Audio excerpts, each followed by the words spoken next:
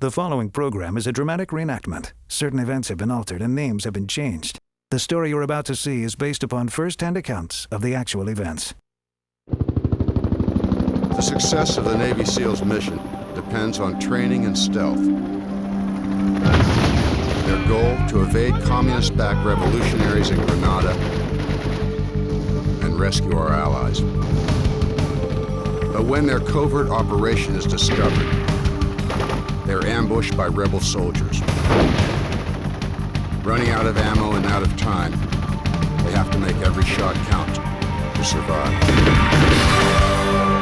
In 1961, an elite team of special forces was created for covert operations on the sea, air, and land. Their missions have been kept secret for national security reasons. Who they are, what they do has remained shrouded in secrecy. Now, based on first-hand accounts of classified operations, these are the untold stories of the Navy SEALs. October 1983, Grenada. The Caribbean island was in chaos. A military coup had overthrown the government and taken over the island.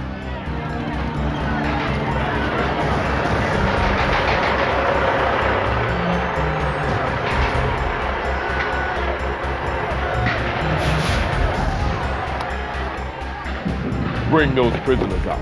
Prime Minister Maurice Bishop, beloved by his countrymen and a friend of the U.S., had been ousted and thrown into prison. Over 9,000 supporters tried to rescue him. His life hung in the balance.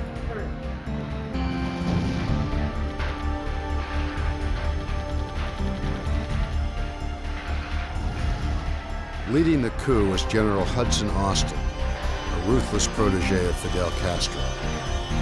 He had been Bishop's comrade and friend until the Prime Minister moved to strengthen ties with the U.S. Austin took control of the island's military and pronounced himself leader of the PRA, the Provisional Revolutionary Army. When Bishop stood up for freedom, Austin unleashed his fury. Fire! With Bishop and his cabinet dead, only the voices of freedom crying from the streets remained. Austin quickly silenced them as well.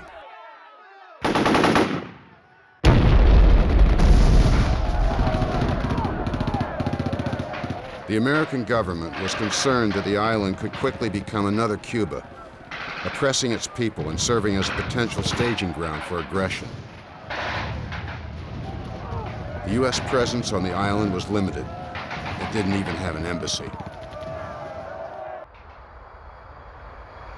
There was a U.S. medical school on the island where several hundred American students were studying. Lisa Grimes and Karen Guthrie had come here in pursuit of their dream of becoming doctors. Living in Grenada had its drawbacks. Public utilities were often shut down, and even the radio station would go off the air for unknown reasons. But the problem they encountered this day was not just another technological glitch. I can't believe the radio station's off the air again. Their tropical paradise was about to become a nightmare. They've sent out armored personnel carriers in the city. Your soldiers are killing people. Sam Paget, a fellow student, had just come from the street where the insurrection was mounting. Attention, all citizens of Grenada. Effective immediately, the Provisional Revolutionary Army has ordered a 24-hour curfew on the island. Any violator leaving them home will be shot on sight.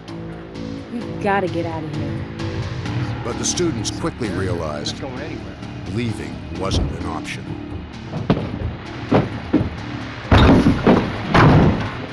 General Austin directed his PRA troops to surround the medical school. He knew there would be an international response to the coup, and the young Americans could be used as a bargaining chip. Karen, Lisa, and Sam were now pawns in a dictator's quest for power. 1,000 miles away from the conflict, the Joint Special Operations Command, JSOC, in Fort Bragg, North Carolina, was enjoying its anniversary ball. Admiral Larry Walker led the evening's festivities. So it better be good, Ensign. This is Walker. Then the word came from the Pentagon. A veteran of countless engagements in Vietnam, 50-year-old Admiral Walker, a longtime Navy SEAL, was now commander of JSOC. For all the times he had been called on short notice, he never got used to it. President Reagan ordered U.S. troops to the Caribbean without delay. Walker quickly summoned his most trusted field officer, Lieutenant Commander Mike Dillon. Walker had personally trained Commander Dillon. Yes, sir. Meet me in the briefing room with the rest of the staff in 5 minutes. Yes, sir. Their crisp military tone concealed the warm bond between the two men. Dillon and his wife Sandy were in high spirits on this festive night I have to go. until he got his new orders from Walker. He could not tell her where he was going or when he'd be back. Grenada was part of the Commonwealth of the United Kingdom. The Queen's representative and longtime friend of the United States was Governor-General Sir Paul Scoon. Though Austin had been threatening action for some time, Scoon and his family quickly realized things had taken a turn for the worse.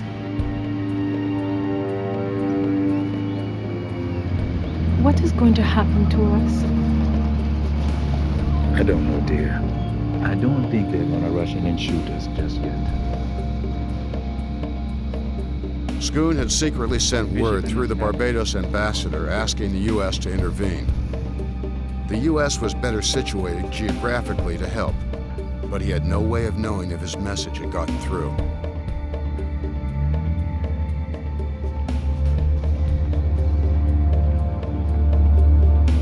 The coup leaders knew he had powerful connections around the world, and they watched him closely. One wrong move on his part might set off the volatile Austin and his PRA troops.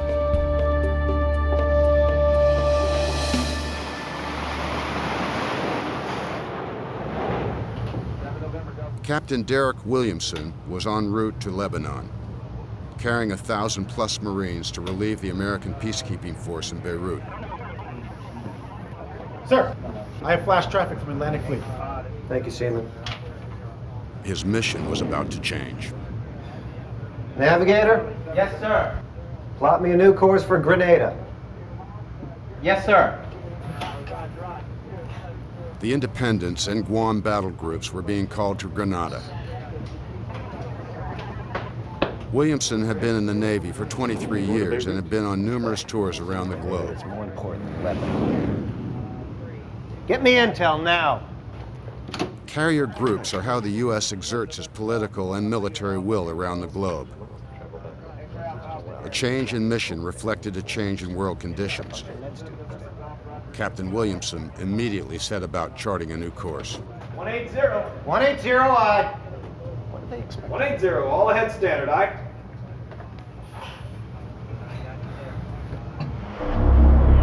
For the JSOC commanders, their evening of celebration had ended in a war room. They had to quickly evaluate their options and devise a strategy for engagement.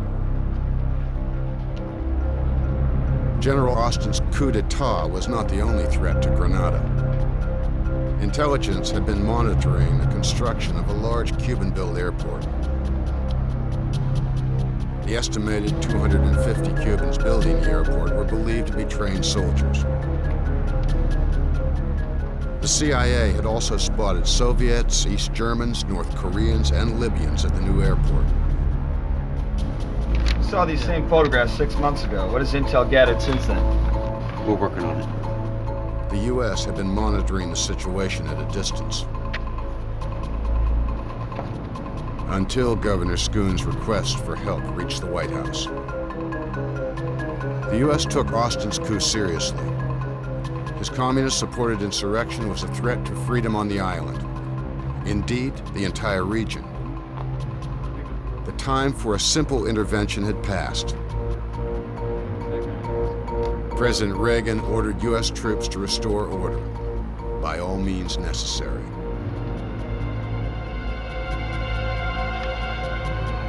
And the Navy SEALs would lead the invasion.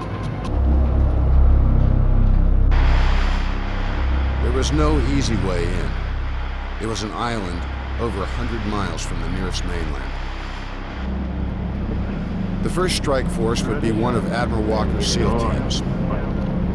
They'd have to parachute in off the coast of Grenada. They were to sneak onto a small airfield and plant radio beacons along the runways to guide in the planes carrying the Army Rangers. It was supposed to be a daylight drop into calm seas. What's going on here? It's pitch black out there. Sorry, Lieutenant. Flight time was shorter than expected. Do you want to abort? Walker had trained his men to take decisive action, even when life and death hung in the balance. No, I don't want to abort. 10 minutes to exit. If there's a possibility that a mission can be accomplished, a SEAL will take that chance.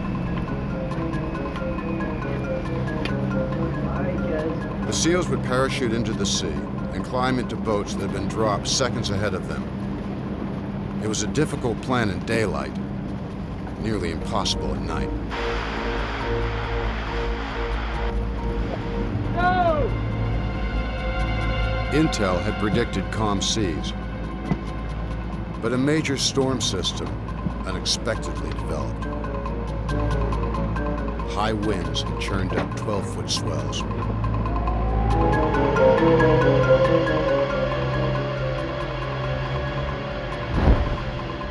The SEALs never made it to their boats. They fought to cut free from their chutes before being dragged underwater.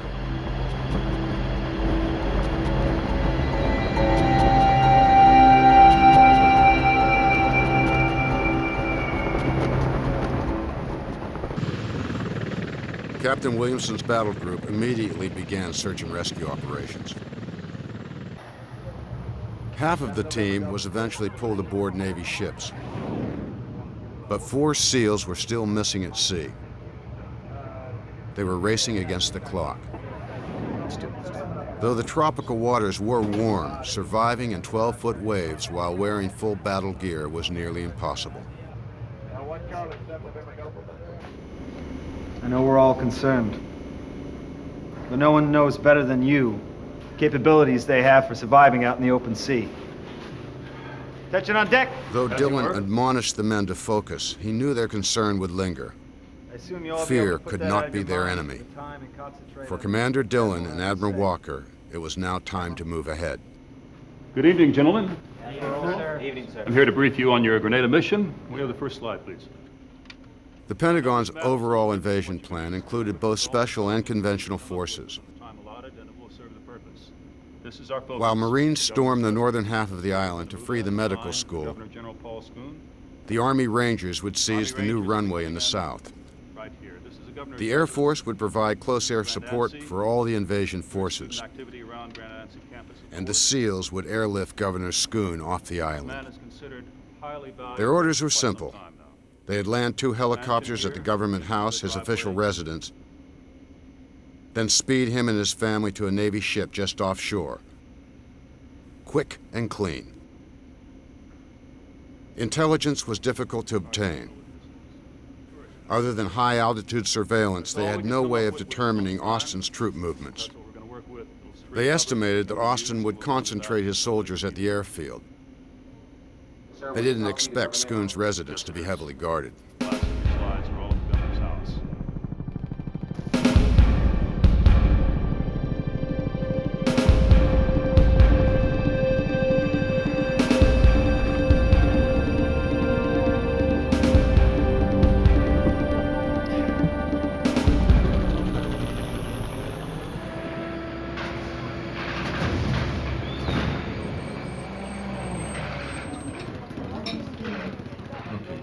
The regime had tolerated Schoon thus far. Schoon did not perceive himself as a military threat friend and hoped Austin would leave him and his family alone. But Austin and his PRA troops had other plans. Through a spy in the Barbados embassy, Austin had learned that the Americans were coming, and he blamed the Governor-General. He ordered his men to lie in wait for the American assault.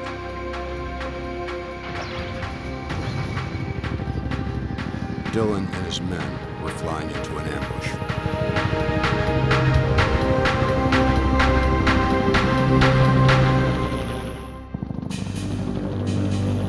The SEALs had to find the Governor-General's residence before they were spotted by Grenadian ground forces below. But that wasn't going to be easy. In 1983, satellite global positioning did not yet exist.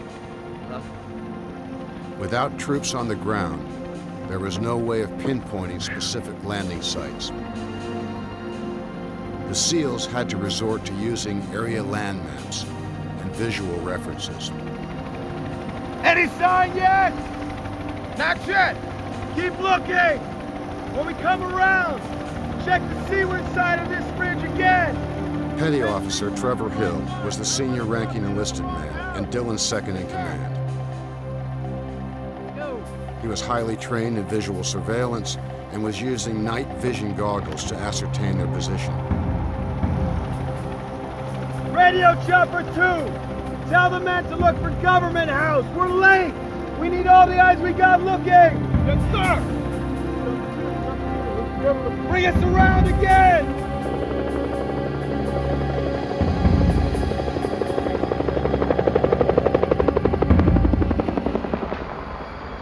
The medical students anxiously waited, held in their dorms under 24-hour curfew.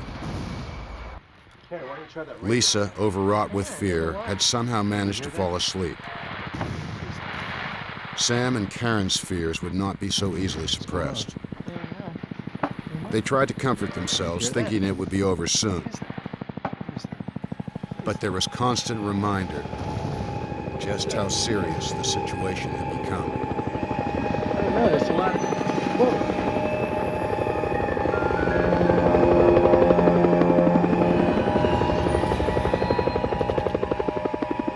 Though they could only see a few soldiers outside their dormitory, they heard from other students that a larger troop presence was just beyond the campus. There's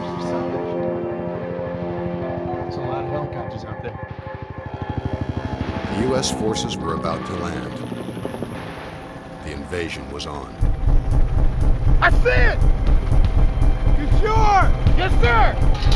What they didn't see were the PRA soldiers maneuvering into position on the front lawn of the estate. Tell the men in Chopper 2! Radio their position! We're going in! Tell them to follow us in! Yes, sir! Chopper 1, we're moving in. House on the right, 2 o'clock, that's our LZ! Down! Where's it coming from? Connected from the mansion, boss! Take them out now! The helicopter was an easy target for the PRA troops on the ground. Pummeled by intense enemy fire, the helicopter struggled to stay in the air. Get that fire off our backs now!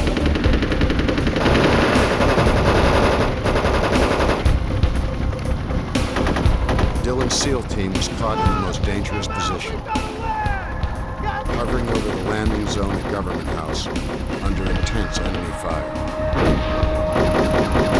They couldn't turn back, and they couldn't land. Their options were running out.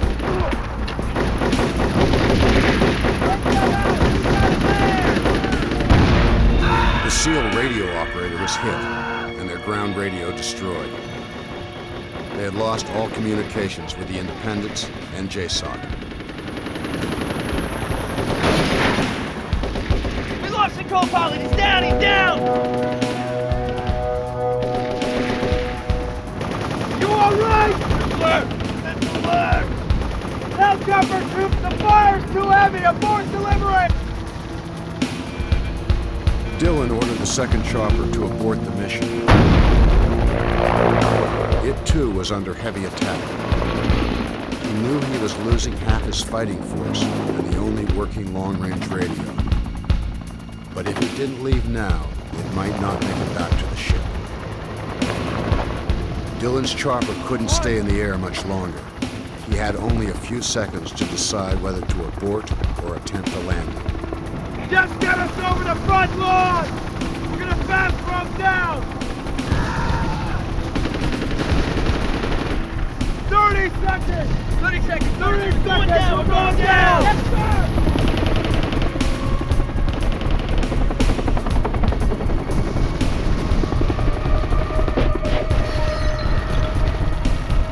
The ambush only strengthened Dillon's resolve. He had only one option if he hoped to rescue the Governor-General and his family. It was dangerous, but they'd have to fast rope into the machine gun fire below.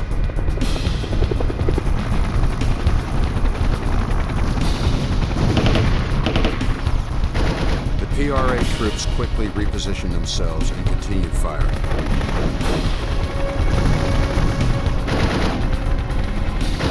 Once on the ground, they covered their teammates and fought to establish an entry point.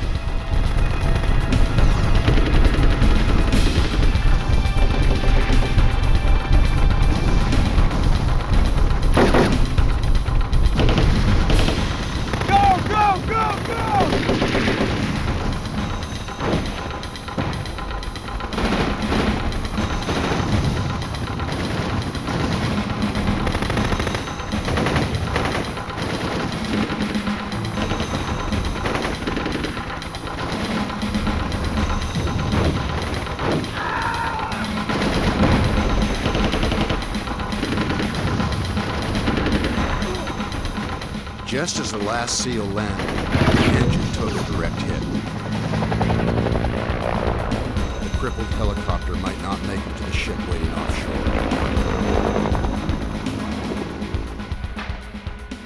I'll get the dresser right here. The students' fears wouldn't allow them to sit still any longer.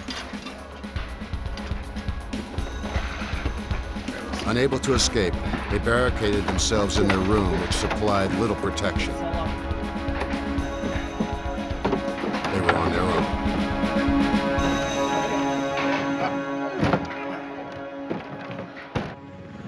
Chopper 2 sustained heavy damage, but managed to make it back to the Independence, loaded with the other half of Dillon's SEAL team.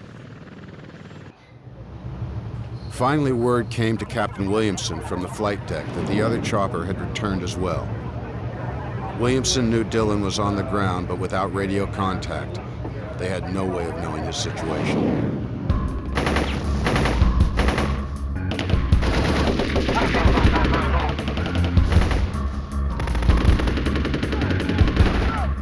As the Grenadians continued to advance, the SEALs split into two squads.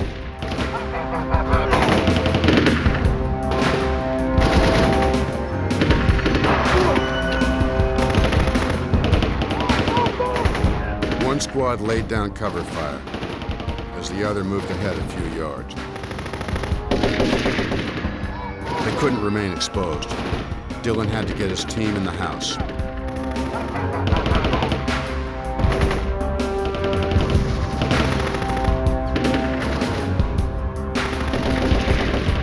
The SEALs were fighting for every inch. The remaining 30 yards to the front door of the mansion seemed a world away.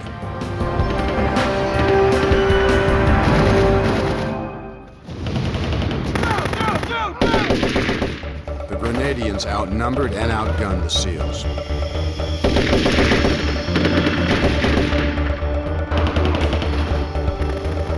Yet Dillon and his men slowly fought their way toward the government house. Finally, they achieved their objective. Dillon posted two SEALs out front as sentries and proceeded inside.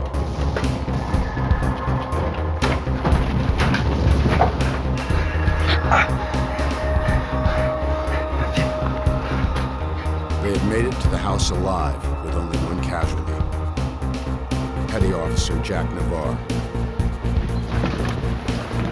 Dillon took that as a minor victory, considering that his platoon of only 7 men had overcome more than 3 times that many PRA soldiers.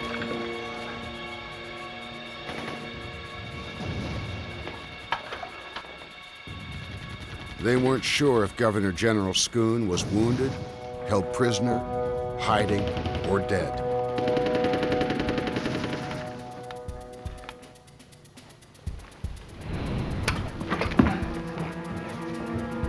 Dillon sent his 2 snipers upstairs, while the remaining 3 members of the team split up to search downstairs.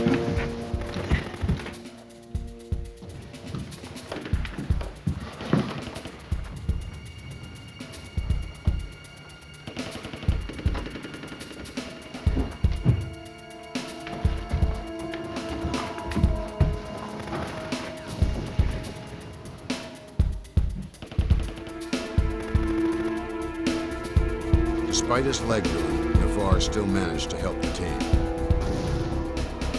He was an expert in close-quarter assault, and Dillon needed him to secure the premises.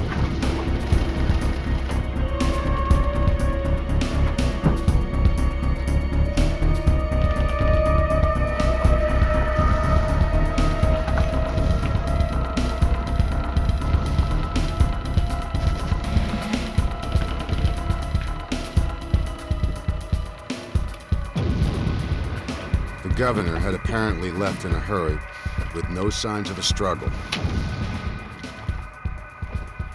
But Dillon remained uneasy.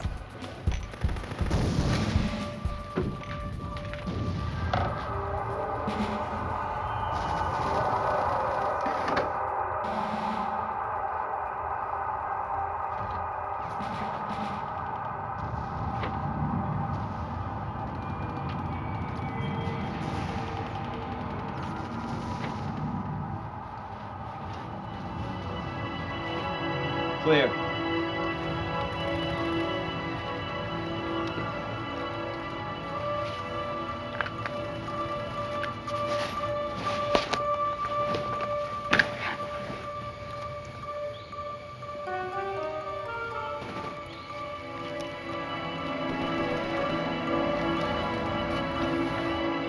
Night vision goggles and clear vantage points gave the snipers an edge.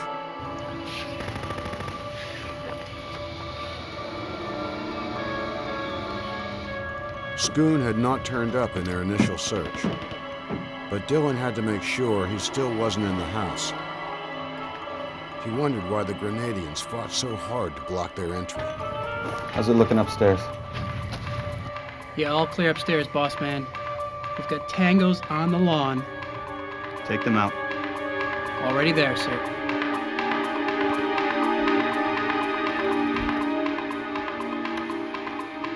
The 2 SEAL snipers were capable of pinpointing a target from 800 yards.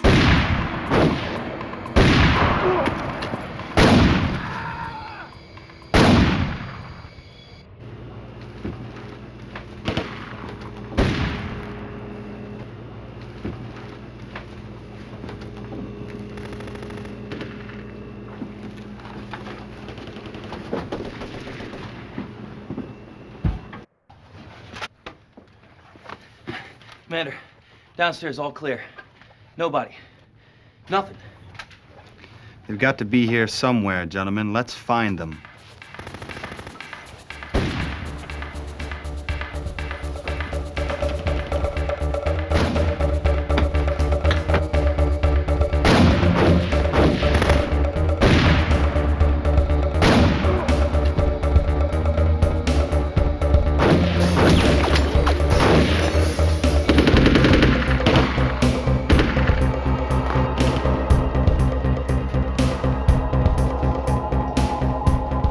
Dillon, Hill, and Navarre continued their search. There was one last place they had not checked. Basement door. First one on the right.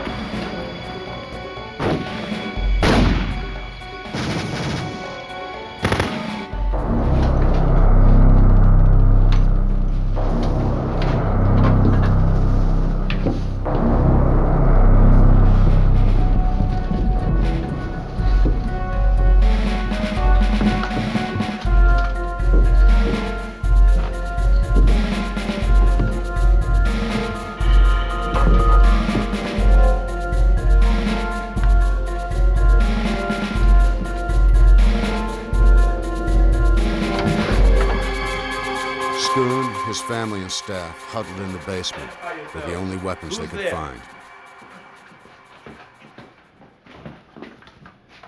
All clear. Clear. You can put down your weapons, sir. You won't be needing any of those. What's happening? As we speak, a deployment of American forces is liberating the island. We're Navy SEALs. We've been sent to rescue you. Yet Dillon had no idea how or when he could evacuate them from the We've been island. having some communication problems with our command post. Our For radio's now, destroyed. they weren't going anywhere. General Austin and his Cuban advisor were desperate. The U.S. response was more than they'd bargained for. With Americans advancing on all sides, the Cuban advisor suggested Austin consolidate his forces in several areas. Because Governor Schoon was a key U.S. ally, controlling him was a major advantage. Austin immediately ordered increased reinforcements to the governor's house.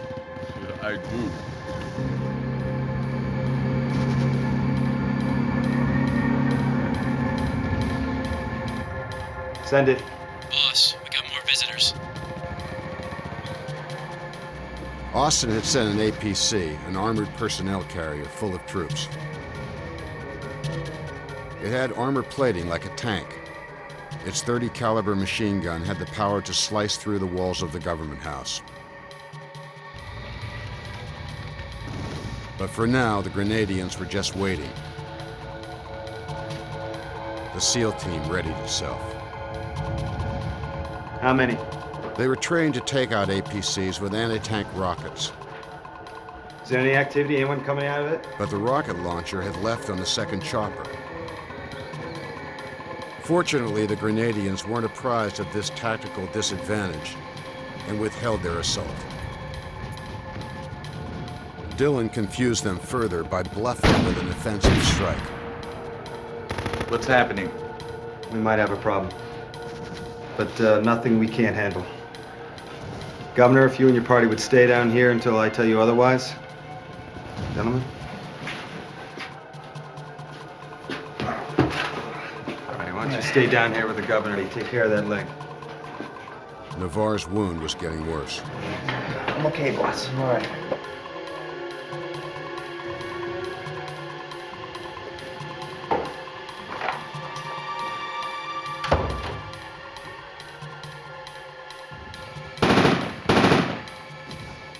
Just a matter of time before the Grenadians would attack. Dillon had to come up with a plan that would keep them all alive.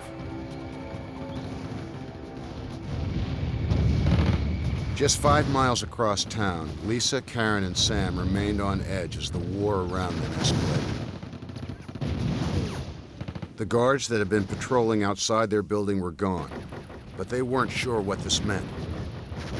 It wasn't safe to go out.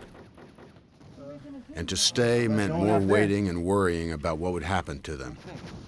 The entire Joint Services invasion was supported by the Air Force's AC-130 Spectre gunship, which circled high above the conflict. It could be called into action on a moment's notice. The weapons controllers could unleash its devastating firepower on any land target with pinpoint accuracy. Yet they couldn't fire without clearance from the commander on the ground.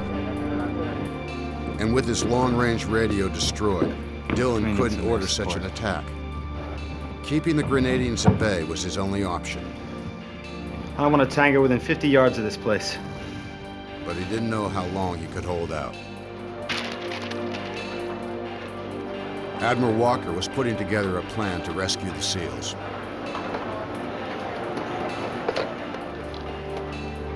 This is Admiral Walker. I want to know what's happening with my unit. Yet Walker was in a bind. He couldn't fly in additional troops as they might encounter the same resistance. And Dillon still hadn't made contact. Williamson had a bigger problem. He was desperately trying to find the 4 missing SEALs who had been parachuted into high seas. What's going on? He was using every available search team to find them. They had now been in the water over 22 hours, And with each minute that went by, the chances of rescuing them grew more remote. The SEALs at Government House were still waiting on the Marine regiment that had landed on the other side of the island. They were to take the medical school and then reinforce the SEALs. Let's analyze the situation. Yet it might be hours before they could get to the SEAL platoon.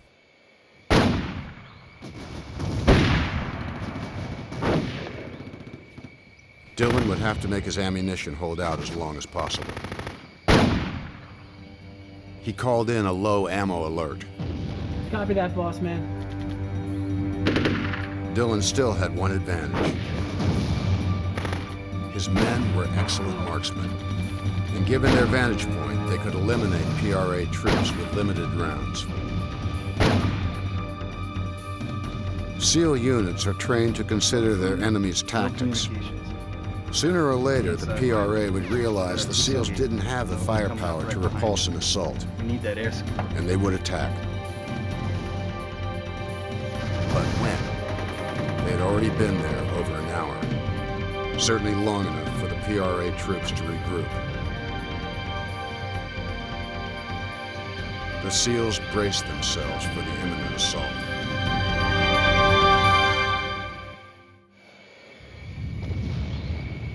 The SEALs were in an entrenched position against the PRA troops. Yet their assault rifles would be no match for the APC's .30 caliber machine gun. The Scoons were safe behind the walls of the basement. But for how long? Yet strangely, they received help from a most unexpected source.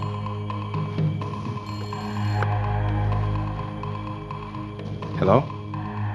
Just a second. He says he's a priest.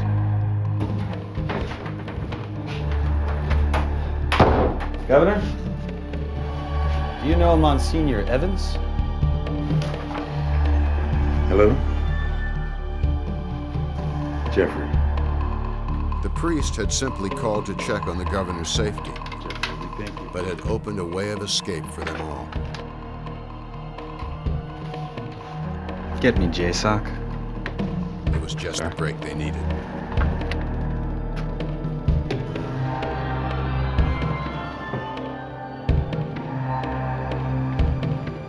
Yes, operator. I would like to make an international call to the United States, Fort Bragg, North Carolina. Don't worry, sir. We're gonna get you and your family out of here alive. Petty Officer Hill got the call through, Fort Bragg, how may I direct your call? and directly into the JSOC War Plans room. Walker? Sir. With all the sophisticated weaponry and communication systems, it was a simple phone call that saved the day. Glad to finally hear from you. What's your status? Admiral, we have issues here. What do you need?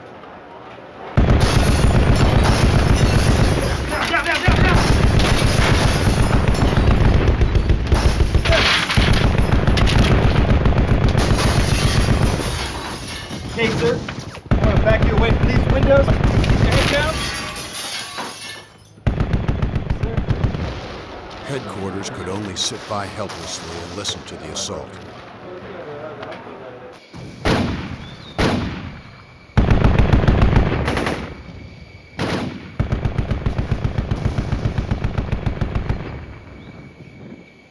For a moment, the shooting had stopped.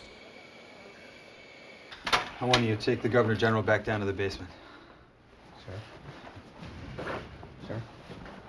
Admiral, we need some air support now. Close air support is on the way. Yes, sir. Give Spectre a heads up. We have 2 sentries out on the front lawn.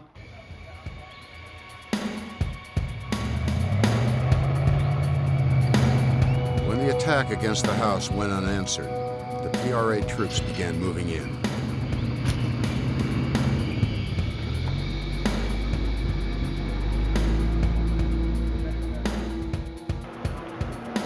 That's it. Mansion facing north. Thank you, Ops. Admiral? Sir, we're low on everything here. Is there any ETA on reinforcements? I'm sorry. The Marines were still bogged down trying to reach the medical school.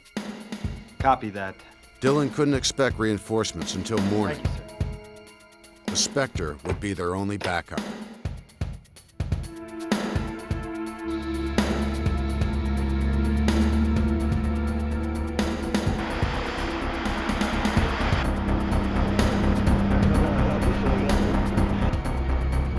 The gunship locked its coordinates and opened fire.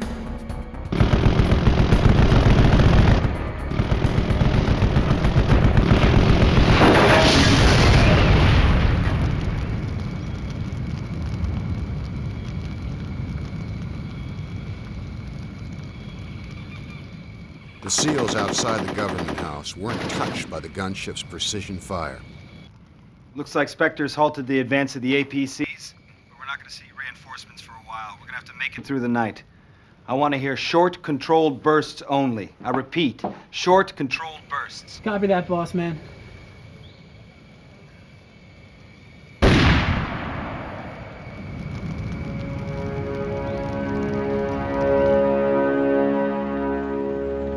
Time had run out for the SEALs lost at sea.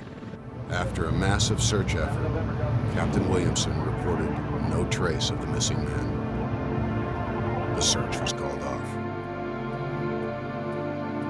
Despite the success of the Spectre assault, Dillon's SEALs couldn't let down their guard.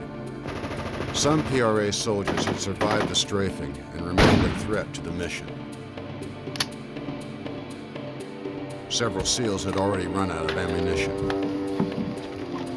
The others closely guarded what little they had left. Boss man, Junior's out of ammo.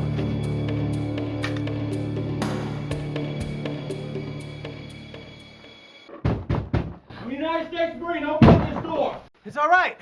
We're Americans. Don't shoot. All right, get this stuff out of the way. The Marines had finally defeated the PRA troops controlling the medical school. All right, open up this door. Get this down. All right. Get this dunk out of the way. The students were never so glad to hear a Carolina accent. Okay. Y'all the only people in here? Yeah. Okay. All right. Come with me. Sarge, you got some more back here?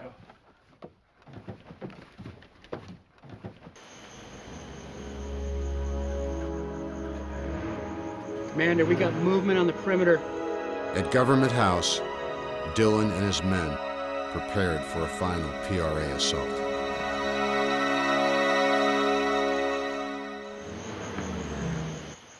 The SEALs braced themselves for a counterstrike. Are they beginning another attack? But what they feared never materialized. That's a negative, boss man. Looks like a pullback. I think they're retreating. Once the Marines took the medical school, they quickly pressed on to Government House. The PRA retreated before the U.S. forces even arrived.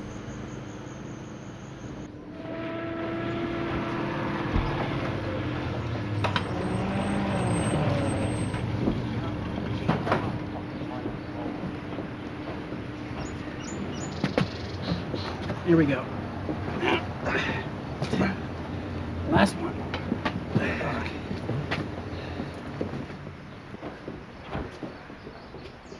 Governor, this is all that stood between us in hand-to-hand combat. We appreciate all you've done. What's happening now? All right is here. The Marines will take care of you from here on out. The SEALs had accomplished their mission. The governor was safe.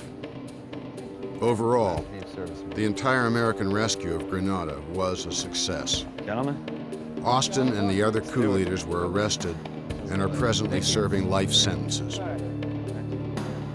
The CIA confirmed that the Soviets, East Germans, North Koreans, and Libyans had set up field offices near the new airfield. The island had indeed become a training camp for terrorists. That threat was eliminated. Sacrifice, the courage, the commitment to the lives of these 4 men. But for Admiral Walker, Lieutenant Commander Dillon, and the other SEALs, it was a bittersweet victory. And the men who worked with They had lost 4 team members in the ocean parachute drop. Formation. Attention. The SEALs promised to always recover the bodies of their fallen comrades. But the 4 SEALs were never found.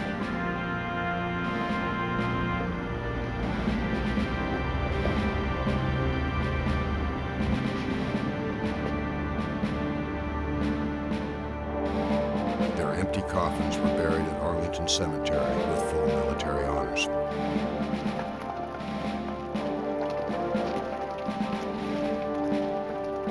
The U.S. intervention in Grenada is still celebrated by the island people every year as their day of liberation.